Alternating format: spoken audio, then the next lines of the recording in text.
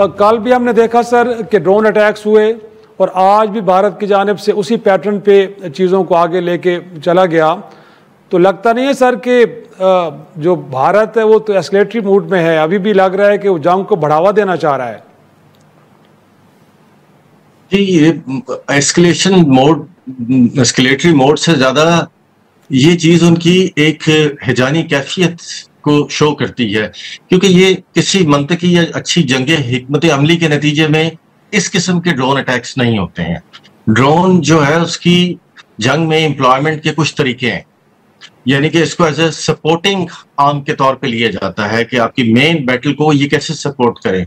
उन्होंने main battle जिन जहाजों ने लड़नी थी उनको तो उन्होंने रिट्रीव कर लिया है उस नुकसान के बाद, और ये वो टिटबिट से ड्रोन्स इधर भेज रहे हैं। सो मैं ये आप लोगों को वाज़ेह तौर पे बताना चाह रहा हूँ कि इससे ना उनको इवन कोई टैक्टिकल ऑब्जेक्टिव वो अचीव कर सकते हैं, ना कोई इससे वो डैमेज ले सकते हैं, और ये एक बहुत ही इसको कह सकते हैं कि एक बचकाना सी हरकत है। क्या वो इससे एस्केलेशन करना चाह रहा है?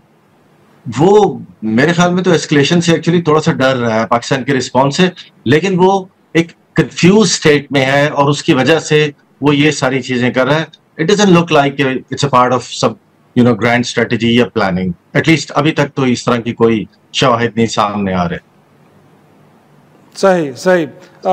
इनफैक्ट यही सवाल मैं ज़मीर आप ही की तरफ लेके आऊँगा। इसके बावजूद कि बार बार पाकिस्तान की जानिब से एक फैक्ट शीट रखी जा रही है और इस दौरान हमने देखा है कि अगरचे सफारतकारी भी हो रही है, बट भारत अग्रेशन से पीछे नहीं हट रहा, गोया कि वो अभी तक उसी मोड में जा रहा है।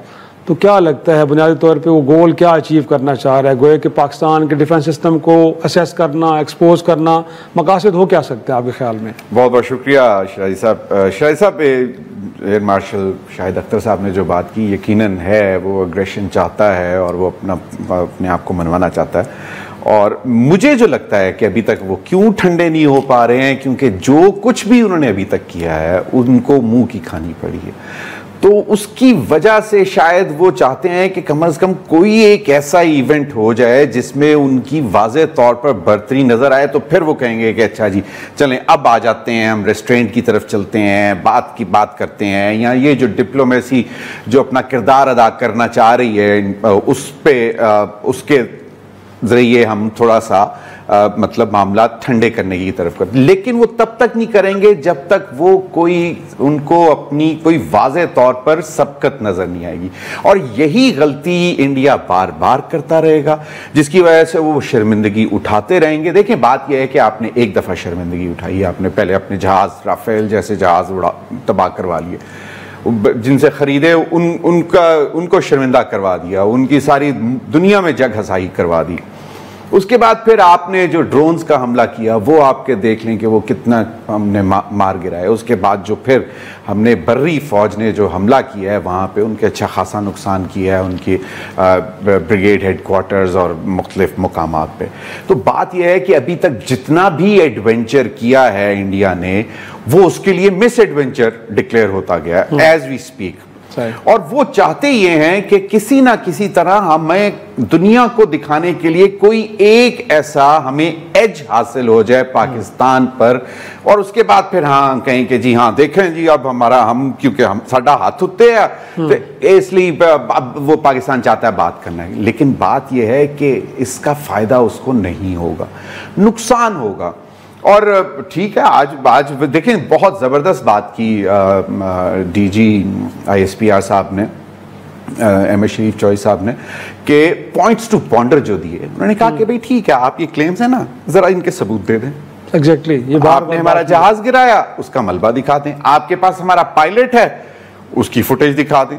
हमने जहां पे आपके मारे हैं ड्रोन्स, उसकी फुटेज दिखा दें, हमारे ड्रोन्स की फुटेजेस दिखा दें। बात यह है कि वो एक हिस्टेरिकल सिचुएशन में है इंडिया, जिसकी वजह से वो गलती पे गलती किए जा रहा है। और उनका मीडिया जो है वो 2 कदम आगे है, यानी कि उनकी जो मतलब स्टेट है वो तो गलतियां कर रही है, उनकी अफवाज गलती कर रही है, लेकिन उनका मीडिया जो है वो 2 कदम बढ़ के आगे आके गलतियां कर रहे हैं। और हम ये चाहते हैं कि मैं जाती तौर पर, शाहिद साहब आपको मालूम है कि एक तवील उम्र हो गई है, 32 साल हम दश्त की सयाही में है।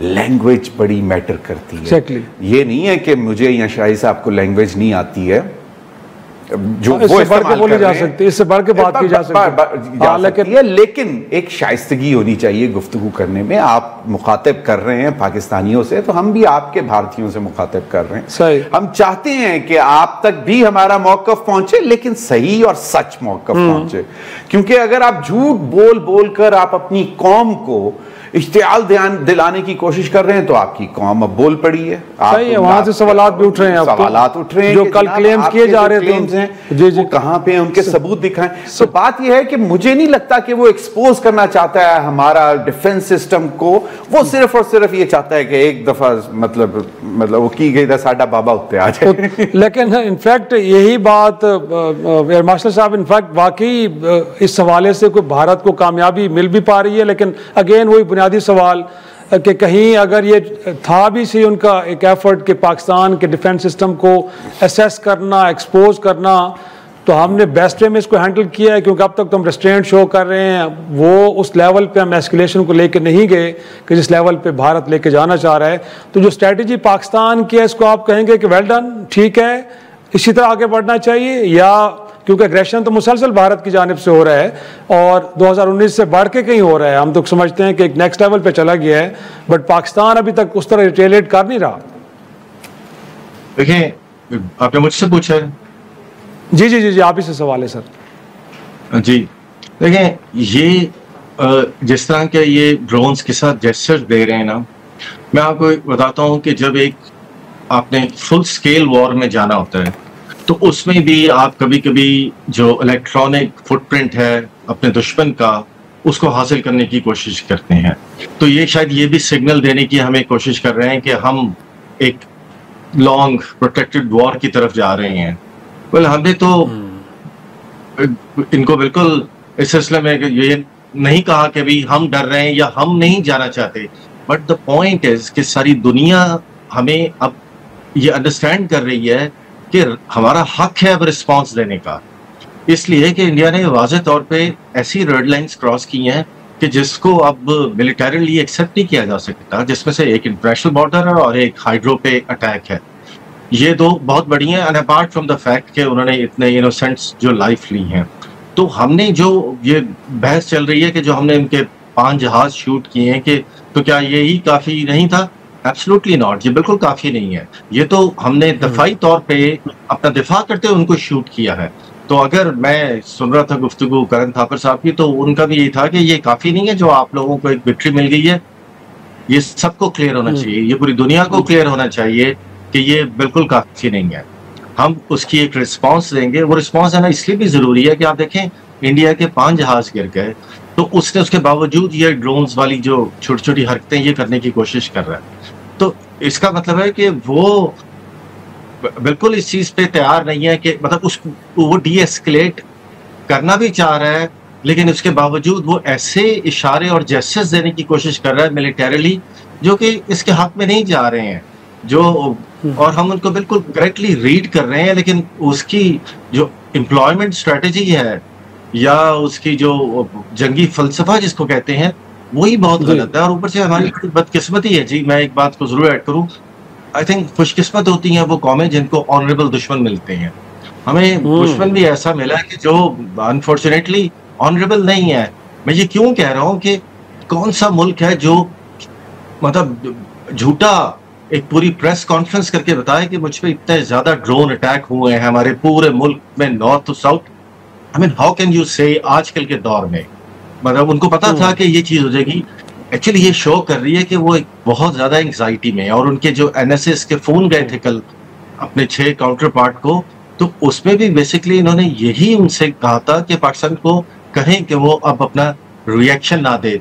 भी आप इतनी बड़ी पावर हैं, you have such a big military, तो आप कहें कि हाँ भी आओ, जो आप कर सकते हैं कर लें, हम आपको रोकेंगे। लेकिन वो जानते हैं कि वो नहीं रोक सकते हैं। That's the power we have.